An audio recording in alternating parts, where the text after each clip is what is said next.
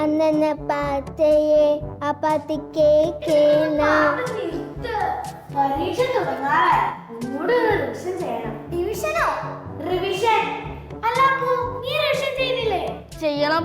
അമ്മു, നിന്റെ ബുക്കുകളൊക്കെ ഒന്ന് ഫോട്ടോസ്റ്റാറ്റ് തന്നോട്ടോ. അയ്യോ, എന്റെ കൈയക്ഷരം വളരെ മോശ. നിനക്ക് വായിക്കാൻ പറ്റില്ല. ഡിങ്കു, നിന്റെ നോട്ട് തരാൻ പറ്റുമോ? ഞാൻ എഴുതിയത് മുഴുവൻ അക്ഷരത്തെറ്റാ, അത് മതിയോ? അത് വേണ്ട. ഇനിയിപ്പൊ ഞാൻ എന്ത് ചെയ്യും? ഈ മാളുവിന്റെ ബുക്ക് മേടിച്ചോ? നല്ല കിടിലൻ ഹാൻഡ് റൈറ്റിംഗാ. എന്താ അപ്പു? എനിക്ക് നിന്റെ ബുക്കൊക്കെ ഒന്ന് ഫോട്ടോ എടുത്ത് തരാമോ? പറ്റുമെന്ന് തോന്നുന്നില്ല. മൊബൈൽ എടുക്കാൻ അപ്പയും മമ്മിയും സമ്മതിക്കില്ല. അവർ കാണാതെ എടുക്കണം. അത് ഞാൻ ചെയ്യില്ല. വീട്ടിൽ പറയാം. അപ്പയും മമ്മിയും സമ്മതിക്കുകയാണെങ്കിൽ ഫോട്ടോ എടുത്ത് അയച്ചു തരാം. നിങ്ങൾക്ക് വീട്ടുകാരോട് പറയാണ്ട് അയച്ചു കൊടുത്തേനെ. നീ ഒരു പേടിത്തൊണ്ടിയായോ മാളു?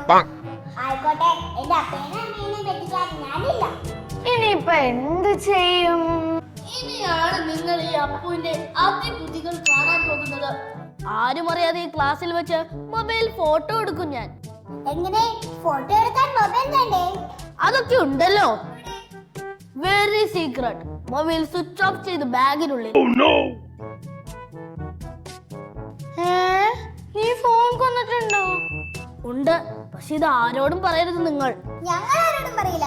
നീ ആരോടും പറയാതിരുന്നാ മതി. ദേ, ടീച്ചർ വരുന്നുണ്ടോന്ന് നോക്കിക്കോളാം കേട്ടോ. അതൊക്കെ ഞങ്ങൾ നോക്കിക്കോളാം. ഹായ്, നല്ല മൊബൈൽ. ഇത് ആപ്പിൾ ആണോ? എടി, ആപ്പിൾ അല്ല, മുന്തിരിങ്ങ. ഇതെന്താണെന്ന് നിനക്ക് അറിയൂ? ഞാൻ സുശീൽ, കമ്പനിയുടെ പേര്. അതെ, നമ്മളൊക്കെ നല്ല കമ്പനിയാ. അതുകൊണ്ട് ഈ കാര്യം നീ ആരോടും പറയണ്ട. അതെ, ഈ മൊബൈലിൽ കാശുണ്ടോ? മൊബൈലിൽ കാശോ? ഞാൻ മൊബൈലിൽ കാശൊന്നും സൂക്ഷിക്കാറില്ല. അതൊക്കെ പേഴ്സിൽ. ഇതൊന്ന് ഓൺ ചെയ്ത് എനിക്കൊന്ന് ഗെയിം കളിക്കണം. എനിക്കൊരു കോൾ ചെയ്താൽ മതി. എങ്ങോട്ട്? ഹോട്ടൽ അബാദിലേക്ക്. അതെന്തിനാ? വൈകുന്നേരത്തേക്ക് ചിക്കൻ ബിരിയാണി വാങ്ങാൻ ഓർഡർ ചെയ്യാനാ. എന്നാ ഞങ്ങൾക്കും കൂടി ഓർഡർ ചെയ്തേക്ക്. അതൊക്കെ പിന്നെ ആവാം. ആദ്യം നമുക്ക് ബുക്കിന്റെ ഫോട്ടോ എടുക്കാം. മാളു, ബാഗിൽ നിന്ന് ബുക്കുകൾ എടുത്ത് നിർത്തിക്കോളൂ. എനിക്കെന്തോ പേടിയാകുന്നു. നീ എന്തിനാ പേടിക്കുന്നത്? ഞാനല്ലേ പേടിക്കുന്നത്. നീ ബുക്കുകൾ നിർത്ത്. അയ്യോ, എന്താ അവിടെ? അത് ഒന്നുമില്ല. അപ്പോൾ എന്തോ ഉണ്ട്. പറ, എന്ത് കുസൃതിയാ ഒപ്പിച്ചത്? ഒരു കുസൃതി ഒപ്പിച്ചില്ല ടീച്ചർ. എന്താ ഒപ്പിക്കണേന്ന് ആലോചിക്കുമായിരുന്നു.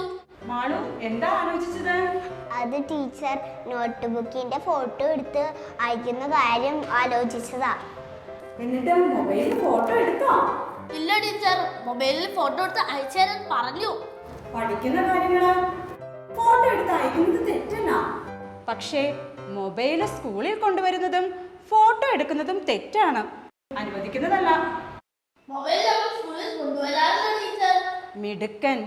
എന്നാൽ നമുക്ക് പ്രാർത്ഥനയോടെ ഇന്നത്തെ ക്ലാസ് ആരംഭിക്കാം.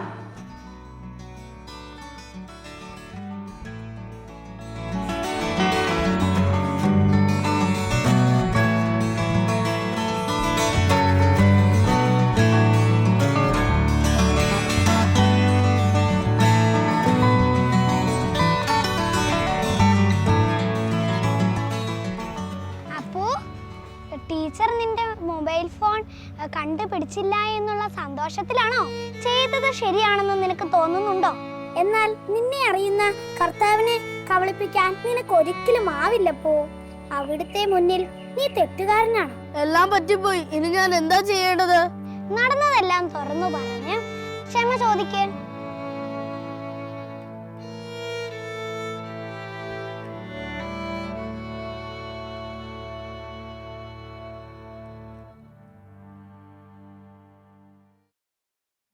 അപ്പു, എന്താ ഉറങ്ങുവാണോ? അപ്പു, അവനെ ഒന്ന് തട്ടി വിളിച്ചേ. അപ്പു, ടീച്ചർ എന്നോട് ക്ഷമിക്കണം. എന്ത് പറ്റി മോനെ? ടീച്ചർ, ഞാൻ സ്കൂളിൽ മൊബൈൽ കൊണ്ടുവന്നു. Sorry teacher. Sorry teacher.